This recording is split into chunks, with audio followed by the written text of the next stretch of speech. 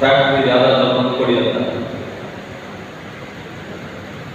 MP ಆದ್ಮೇಲೆ 45 ದಿನ ಆಗಿದೆ. ಇವತ್ತು 45-46 ದಿನ ರಿಸಲ್ಟ್ ಬಂದ್ಮೇಲೆ ಸುಮಾರು 25 ದಿನ ನಾನು ಡೆಲ್ಲಿಯಲ್ಲಿ ಸೆಷನ್ಸ್ ನಡೀತಾ ಇತ್ತು. ಮತ್ತೆ ಕುಮಾರಸ್ವಾಮಿ ಅವರು ಮತ್ತೆ ಸರ್ಕಾರ ಮಂತ್ರಿಗಳು ಪ್ರಮಾಣ ವಚನ ಸ್ವೀಕಾರ ಮಾಡಿರೋದೆಲ್ಲ ಒಂದು 25 ದಿನ. 20 ದಿನ ಮಾತ್ರ ನನಗೆ ಸಿಕ್ಕಿದೆ. ಅದಕ್ಕೆ ಏನು ಇವಾಗ ಈ ಕಾರ್ಯಕ್ರಮ ಮಾಡಿದ್ದೆ ಸ್ವಲ್ಪ ತಡವಾಗಿ ಒಂದು ತಿಂಗಳಾದ್ರೂ ನಿಮ್ಮ ಉತ್ಸಾಹ ಎಷ್ಟಿದೆ ಅಂತ ನೋಡಿದ್ರೆ ಬಹಳ ಖುಷಿ ಆಗ್ತಾ ಇದೆ.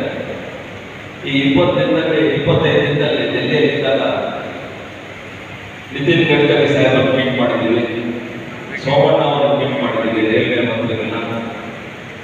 ಏನೋ ಒಂದು ಪ್ರಸ್ತಾವ ಇತ್ತು ನಮ್ಮ ಕೋಲಾರ ಲೋಕಸಭಾ ಕ್ಷೇತ್ರದ ಕೆಲಸಗಳು, ಹೈವೇಸ್ ಆದರೂ ಆಗಲಿ, ರೈಲ್ವೆ ಪ್ರಾಜೆಕ್ಟ್ಸ್ ಆದರೂ ಆಗಲಿ, ಇವೆಲ್ಲದಕ್ಕೂ ಒಂದು ಪತ್ರಗಳು ಕೊಟ್ಟು ಬಂದಿದ್ದೀವಿ. ರೈಲ್ವೇಸ್ ಏನಾಗಿದೆ ಅಂದರೆ ಸ್ಟೇಟ್ ಗೌರ್ಮೆಂಟ್ ಜಾಗ ಅಕ್ವೈರ್ ಮಾಡಿಕೊಂಡು ಕೊಟ್ಟರೆ ರೈಲ್ವೆ ಹೊಸ ಲೈನ್ಗಳಾಗಿದೆ. ಆದರೆ ಸ್ಟೇಟ್ ಗೌರ್ಮೆಂಟ್ ಅದು ಹೇಳಕ್ಕೆ ಇಷ್ಟಪಡ್ತೀನಿ, ಯಾವತ್ತೂ ಹೇಳಿಲ್ಲ. ಕೇಂದ್ರ ಸರ್ಕಾರದಿಂದ ಸ್ಟೇಟ್ ಗೌರ್ಮೆಂಟ್ ಟ್ರಾನ್ಸ್ಫರ್ ಆಯಿತು. ಸ್ಟೇಟ್ ಗೌರ್ಮೆಂಟ್ ಅವರು 300 ಎಕರೆ ಟೌನ್ಶಿಪ್ಪು ಮತ್ತು 6 ಎಕರೆ KDB ಲ್ಯಾಂಡ್ ಮಾಡ್ತಾರೆ.